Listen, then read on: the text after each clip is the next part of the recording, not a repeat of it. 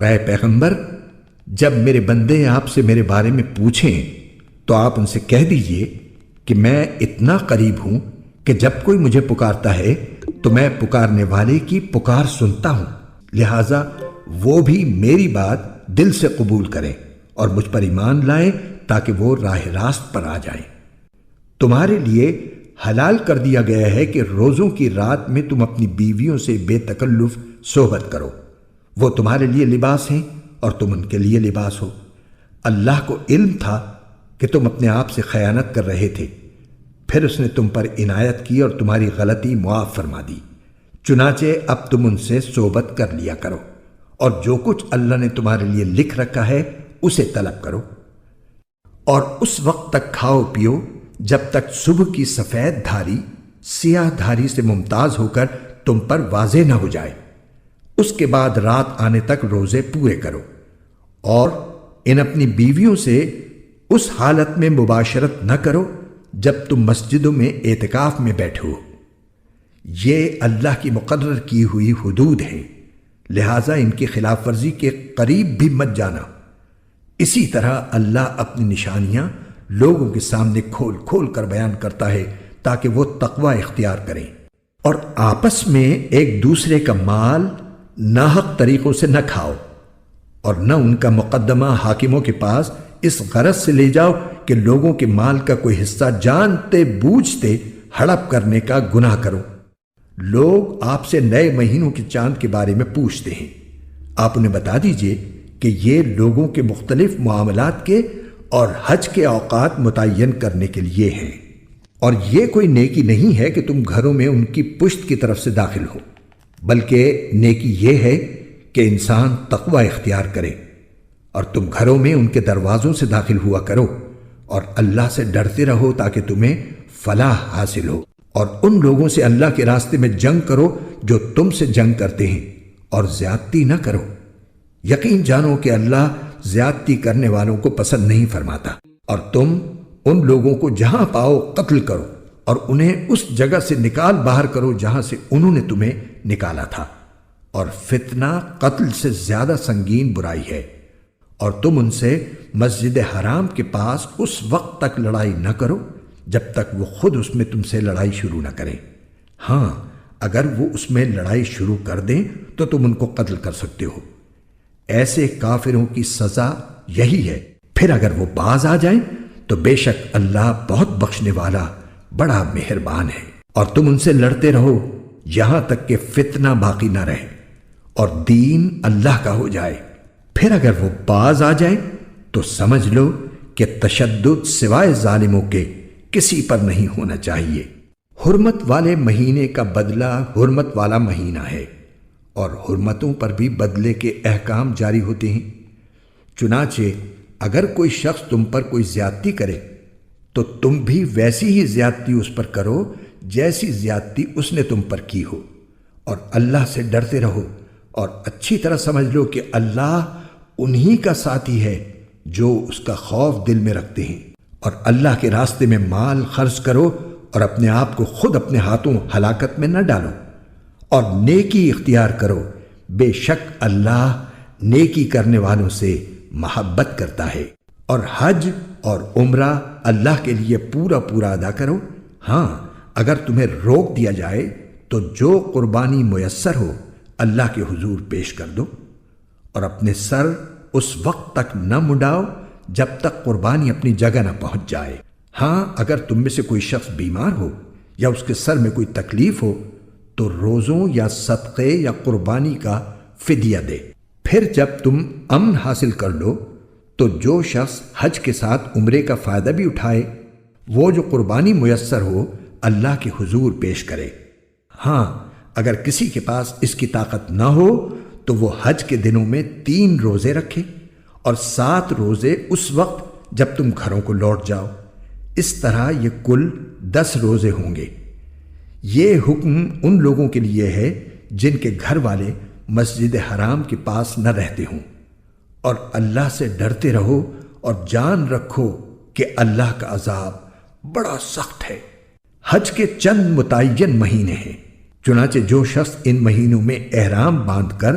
اپنے اوپر حج لازم کر لے تو حج کے دوران نہ وہ کوئی فحش بات کرے، نہ کوئی گناہ، نہ کوئی جھگڑا،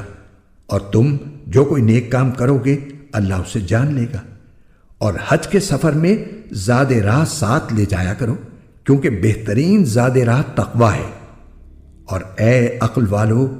میری نافرمانی سے ڈرتے رہو۔ تم پر اس بات میں کوئی گناہ نہیں ہے کہ تم حج کے دوران تجارت یا مزدوری کے ذریعے اپنے پروردگار کا فضل تلاش کرو۔ پھر جب تم عرفات سے روانہ ہو تو مشعر حرام کے پاس جو مزدلفہ میں واقع ہے اللہ کا ذکر کرو، اور اس کا ذکر اسی طرح کرو جس طرح اس نے تمہیں ہدایت کی ہے، جبکہ اس سے پہلے تم بالکل ناواقف تھے۔ اس کے علاوہ یہ بات بھی یاد رکھو کہ تم اسی جگہ سے روانہ ہو جہاں سے عام لوگ روانہ ہوتے ہیں، اور اللہ سے مغفرت مانگو، بے شک اللہ بہت بخشنے والا ہے، بڑا مہربان ہے۔ پھر جب تم اپنے حج کے کام پورے کر چکو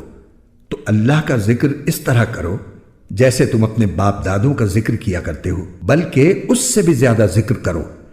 اب بعض لوگ تو وہ ہیں جو دعا میں بس یہ کہتے ہیں کہ اے ہمارے پروردگار، ہمیں دنیا میں بھلائی عطا فرما، اور آخرت میں ان کا کوئی حصہ نہیں ہوتا۔ اور انہی میں سے وہ بھی ہیں جو یہ کہتے ہیں کہ اے ہمارے پروردگار، ہمیں دنیا میں بھی بھلائی عطا فرما اور آخرت میں بھی بھلائی، اور ہمیں دوزخ کے عذاب سے بچا لے۔ یہ وہ لوگ ہیں جنہیں اپنے اعمال کی کمائی کا حصہ ثواب کی صورت میں ملے گا، اور اللہ جلد حساب لینے والا ہے۔ اور اللہ کو گنتی کے ان چند دنوں میں جب تم منی میں مقیم ہو یاد کرتے رہو۔ پھر جو شخص 2 ہی دن میں جلدی چلا جائے اس پر بھی کوئی گناہ نہیں ہے، اور جو شخص 1 دن بعد میں جائے اس پر بھی کوئی گناہ نہیں۔ یہ تفصیل اس کے لیے ہے جو تقوی اختیار کرے، اور تم سب تقوی اختیار کرو اور یقین رکھو کہ تم سب کو اسی کی طرف لے جا کر جمع کیا جائے گا۔ اور لوگوں میں ایک وہ شخص بھی ہے کہ دنیاوی زندگی کے بارے میں اس کی باتیں تمہیں بڑی اچھی لگتی ہیں، اور جو کچھ اس کے دل میں ہے اس پر وہ اللہ کو گواہ بھی بناتا ہے، حالانکہ وہ تمہارے دشمنوں میں سب سے زیادہ کٹر ہے۔ اور جب اٹھ کر جاتا ہے تو زمین میں اس کی دوڑ دھوپ اس لیے ہوتی ہے کہ وہ اس میں فساد مچائے اور فصلیں اور نسلیں تباہ کرے، حالانکہ اللہ فساد کو پسند نہیں فرماتا۔ اور جب اس سے کہا جاتا ہے کہ اللہ کا خوف کر تو نخوت اس کو گناہ پر اور آمادہ کر دیتی ہے، چنانچہ ایسے شخص کو تو جہنم ہی راس آئے گی، اور یقین کرو وہ بہت برا بچھونا ہے۔ اور دوسری طرف لوگوں میں وہ شخص بھی ہے جو اللہ کی خوشنودی کی خاطر اپنی جان کا سودا کر لیتا ہے، اور اللہ ایسے بندوں پر بڑا مہربان ہے۔ اے ایمان والو، اسلام میں پورے کے پورے داخل ہو جاؤ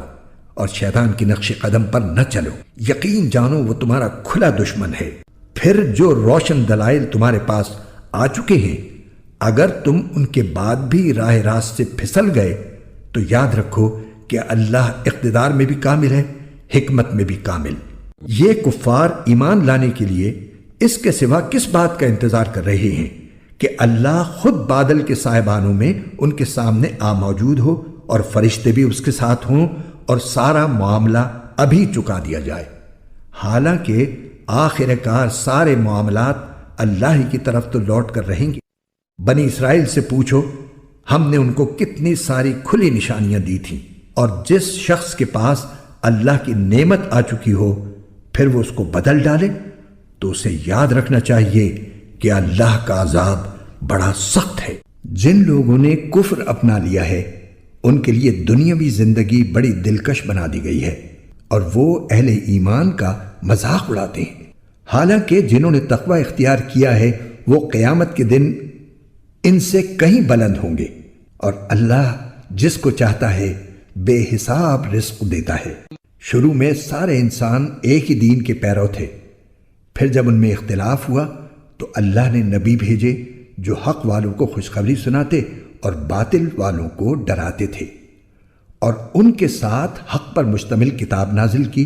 تاکہ وہ لوگوں کے درمیان ان باتوں کا فیصلہ کرے جن میں ان کا اختلاف تھا۔ اور افسوس کی بات یہ ہے کہ کسی اور نے نہیں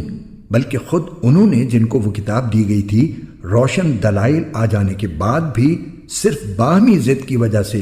اسی کتاب میں اختلاف نکال لیا۔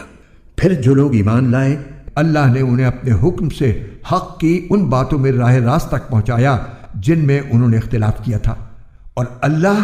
جسے چاہتا ہے راہ راست تک پہنچا دیتا ہے۔ مسلمانوں، کیا تم نے یہ سمجھ رکھا ہے کہ تم جنت میں یوں ہی داخل ہو جاؤ گے، حالانکہ ابھی تمہیں اس جیسے حالات پیش نہیں آئے جیسے ان لوگوں کو پیش آئے تھے جو تم سے پہلے ہو گزرے ہیں۔ ان پر سختیاں اور تکلیفیں آئیں اور انہیں ہلا ڈالا گیا، یہاں تک کہ رسول اور ان کے ایمان والے ساتھی بول اٹھے کہ اللہ کی مدد کب آئے گی۔ یاد رکھو، اللہ کی مدد نزدیک ہے۔ لوگ آپ سے پوچھتے ہیں کہ وہ اللہ کی خوشنودی کے لیے کیا خرچ کریں۔ آپ کہہ دیجئے کہ جو مال بھی تم خرچ کرو وہ والدین، قریبی رشتہ داروں، یتیموں، مسکینوں اور مسافروں کے لیے ہونا چاہیے، اور تم بھلائی کا جو کام بھی کرو اللہ اس سے پوری طرح باخبر ہے۔ تم پر دشمنوں سے جنگ کرنا فرض کیا گیا ہے اور وہ تم پر گراں ہے، اور یہ عین ممکن ہے کہ تم ایک چیز کو برا سمجھو حالانکہ وہ تمہارے حق میں بہتر ہو، اور یہ بھی ممکن ہے کہ تم ایک چیز کو پسند کرو حالانکہ وہ تمہارے حق میں بری ہو، اور اصل حقیقت تو اللہ جانتا ہے اور تم نہیں جانتے۔